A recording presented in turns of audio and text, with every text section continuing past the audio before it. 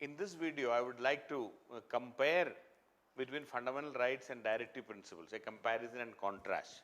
So, the heading is fundamental rights and directive principles of state policy, comparison and contrast, both. Okay. In fact, Supreme Court, we know that, I mean, not forget about Supreme Court, I mean, let me say that, see, we know that fundamental rights, ensure the political rights, and directive principles of state policy, it ensures the social and economic rights. Social and economic rights. I mentioned earlier also, when we were talking about the directive principles of state policy, please remember, these both are equally important. But if you look at the capitalist mode of economy or capitalist countries like in the Western world, they believe that political democracy is more important, political rights are more important, political democracy is more important. They talk about, they are more concerned about the freedom of speech and expression, right to religion, all those aspects. But when it comes to the socialistic countries, they always insisted that the social and economic rights are more important. But in India, Prime Minister Nehru was very clear right from the beginning. He believed in both. He said there should be democracy and there should be socialism. There should be economic and social justice, and also there should be political justice. Both should be equally there. So both are important. So when you compare and contrast, let me say both fundamental rights and directive principles of state policy, both are equally important.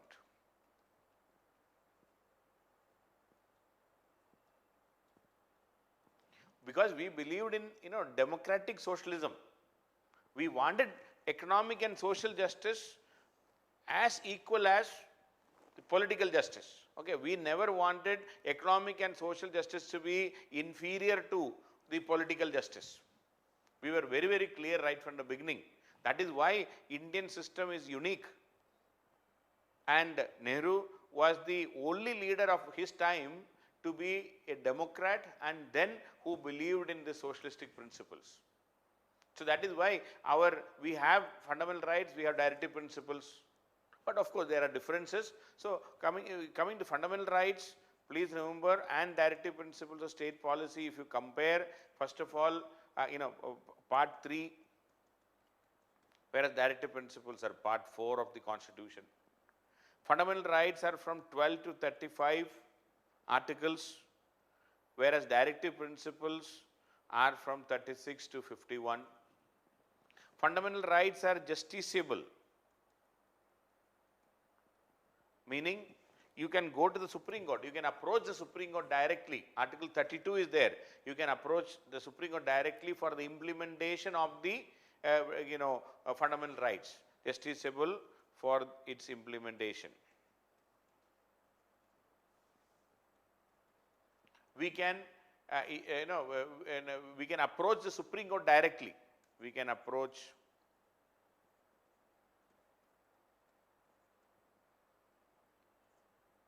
Supreme Court directly.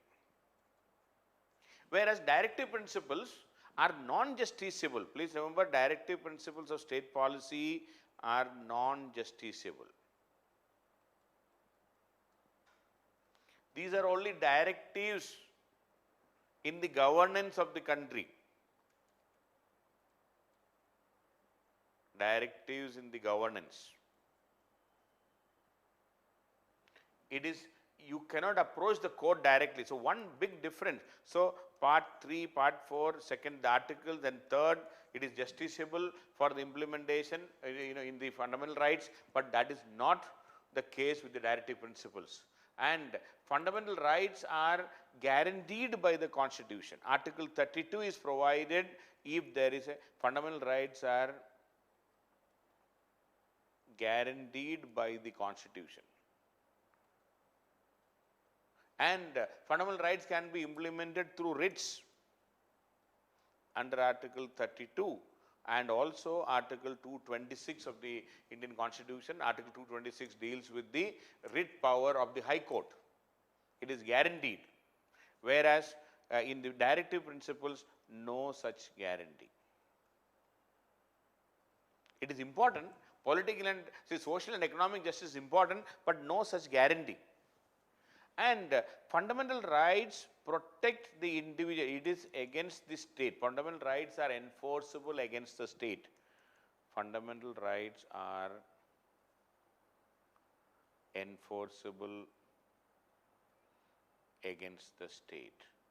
The state shall not encroach.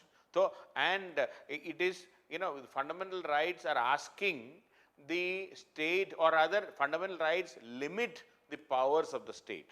Fundamental rights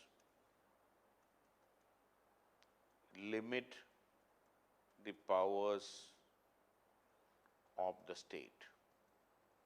So, fundamental rights are a limitation on the powers of the state, and it is enforceable against the state. But directive principles put no limit on the power of the state. Directive principles of state policy, no limit on the power of the state. The state can do. There is no limitation on what the state can want to do for the people. They can keep doing. They can enhance, they can improve, they can increase. Because we want to achieve a welfare state. And there is no limitation on the powers of the state when it comes to directive principles. And fundamental rights, clearly, it is what the state cannot do. Okay, fundamental rights clearly mention what the state cannot do, what they should not do. They should not encroach on the rights of the people. The people's rights should not be curtailed. So, the extent of the power, the state cannot be authoritarian. It cannot become, they cannot be implementing whatever they want to do. There is a limitation when it comes to political rights. But in directive principles of state policy, it asks people to do, the state to do. DPSP asks the state to do. It is, the state is asked to do things. It is not a limitation on the powers of the state. It is not limiting the powers of the state, whereas in directive principles you are asking to increase, you do more. And fundamental rights are subject to, but when it comes to the people, we also know that fundamental rights are subject to reasonable restrictions.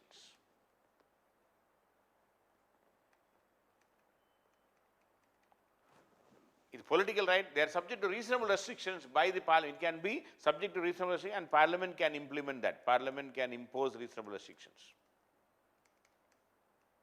Can impose.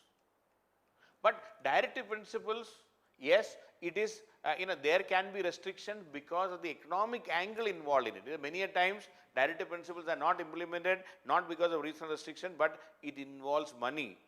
Directive principles implementation is affected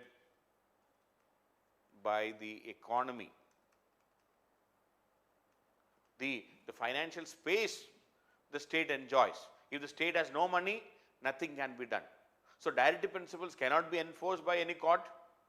And, another very interesting thing about directive fundamental rights and directive principle is, to implement fundamental rights, no need to have a new law. No new law is required. No new law is required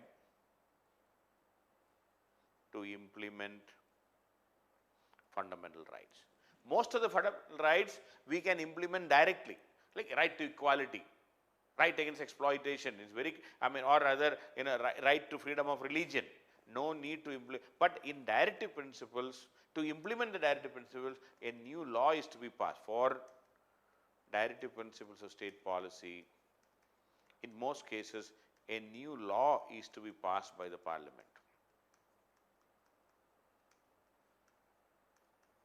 The parliament we'll have to make a new law.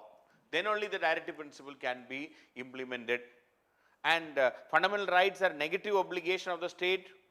I already said, but in a different word, fundamental rights, negative obligation of the state.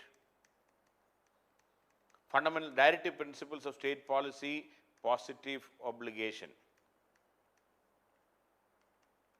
Directive principle of state policy is a positive obligation. 9th point. And as I already mentioned, directive principles are for economic and social justice, whereas fundamental rights are political justice. Okay. So these are some of the differences and comparison and contrast when we say, but both are equally important. Supreme Court has said that, I will be talking about that separately, but Supreme Court has even brought out the concept of doctrine of harmonization. I will be talking about that separately, because Supreme Court said that both are equally important, both are two sides of the same coin. Fundamental rights and directive principles are equally important. One allows and one ensures political justice, the other ensures economic and social justice. So both are equally important, but yes, there are so many differences. It cannot be implemented, or you cannot, it is not justiciable. It can be implemented, it is not justiciable in a court of law when it comes to the directive principles of state policy. So these are some of the differences, the comparison and contrast between fundamental rights and directive principles.